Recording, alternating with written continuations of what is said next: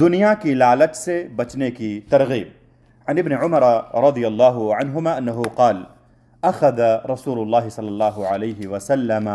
بمنکبی فقال كن في الدنيا كأنك غريب أو عابر سبيل. وكان ابن عمر رضي الله عنهما يقول إذا أمسيت فلا تنتظر الصباح وإذا أصبحت فلا تنتظر المساء وخذ من صحتك لمرضك ومن حياتك لموتك. أخرجه البخاري. ابن عمر رضی اللہ عنہما فرماتے ہیں کہ رسول اللہ صلی اللہ علیہ وسلم نے میرے دو کندھوں پر ہاتھ رکھ کر فرمایا دنیا میں اجنبی یا مسافر کی مانند رہو۔ اور حضرت ابن عمر رضی اللہ عنہما کہا کرتے تھے کہ جب تم شام کر لو تو صبح ہونے کا انتظار مت کرو، اور جب صبح کر لو تو شام کا انتظار مت کرو، اور اپنی صحت کے دنوں میں بیماری کے دنوں کی تیاری کر لو، اور زندگی میں موت کی تیاری کر لو۔ اس کی تخریج امام بخاری رحمہ اللہ نے کی ہے۔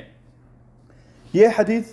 اوقات کو غنیمت جاننے کے وجوب پر دلیل ہے، اور اس میں دنیا کی لالچ سے بچنے کی تلقین کی گئی ہے۔ توبہ اور موت کی تیاری کا حکم بھی دیا گیا ہے، اور یہ حدیث آخرت کی تیاری پر ابھارنے اور دنیا کی رعنائیوں سے دھوکہ نہ کھانے کے بارے میں سب سے اہم حدیث ہے۔ بئی طور کی دنیا فانی ہے، انسان چاہے جتنی لمبی عمر پالے، یہ صرف گزرگاہ ہے، قیام کی جگہ نہیں، اور ہر نفس کو موت کا مزہ چکھنا ہے۔ یہی اصل حقیقت ہے۔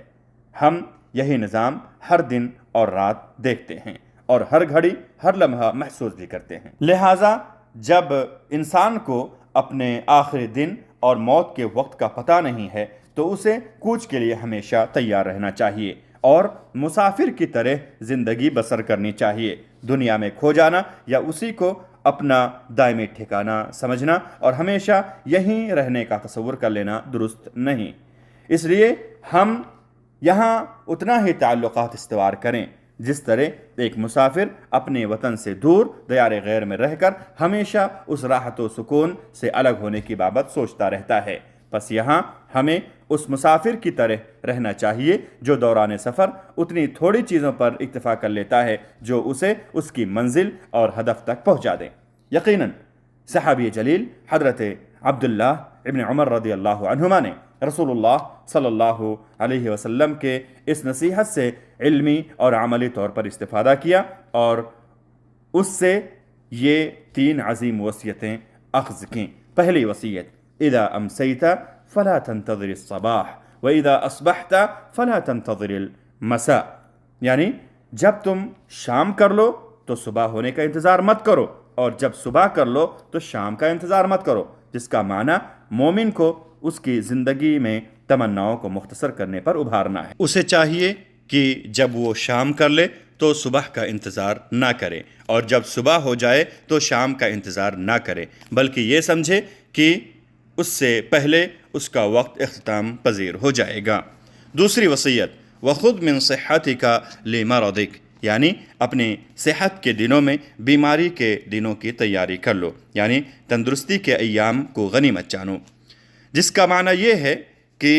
مومن کو صحت و سلامتی کے اوقات کو بھلائی اور فرمانبرداری کے کام زیادہ سے زیادہ کر کے غنیمت جاننا چاہیے، قبل اس کے کہ اس کے اور نیک اعمال کے بیچ بیماری آڑ آ جائے، پھر وہ صیام و قیام اور دیگر اعمال سے بیماری، پریشانی یا کبر سنی کے سبب قاصر رہ جائے۔ تیسری وصیت وَمِنْ حَيَاتِكَ لِمَوْتِكَ، یعنی اور زندگی میں موت کی تیاری کر لو، جس کا معنی یہ ہے کہ مومن کو زندگی کے اوقات اور گھنٹوں کو زیادہ راہ جمع کرتے ہوئے غنیمت جاننا چاہیے، اور کوتاہی کرنے سے بچنا چاہیے، تاکہ موت آ کر اس کے اور اعمال صالحہ کے مابین آڑ نہ بننے پائے۔ ابن عباس رضی اللہ عنہما سے مروی ہے کہ رسول اللہ صلی اللہ علیہ وسلم نے ارشاد فرمایا 2 نعمتوں کے بارے میں اکثر لوگ غافل ہوتے ہیں، صحت و تندرستی اور خالی وقت۔ لہذا نئے سال کے استقبال کے وقت ہمارے لیے ضروری ہے کہ ہم اوقات کو غنیمت جانیں اور مشغولیت، بیماری یا موت کے ہمارے اور نیک اعمال کے مابین آڑ آ جانے سے پہلے نیک اعمال میں پہل کریں۔ اے اللہ ہمیں باقی عمر سے استفادہ کی توفیق دے، ہمیں زیادہ سے زیادہ بھلائی اور ثواب اکٹھا کرنے کی توفیق عطا کر۔ اے اللہ تو ہمارے دلوں کو تمناؤں کے خواب سے بیدار کر دے، ہمیں کوچ کے قرب اور وقت کے مکمل ہونے کا شعور عطا کر، ہمارے دلوں کو ایمان پر ثابت قدم رکھ، ہمیں نیک اعمال کی توفیق دے، اور اے اللہ تو ہمیں، ہمارے والدین اور تمام مسلمانوں کو بخش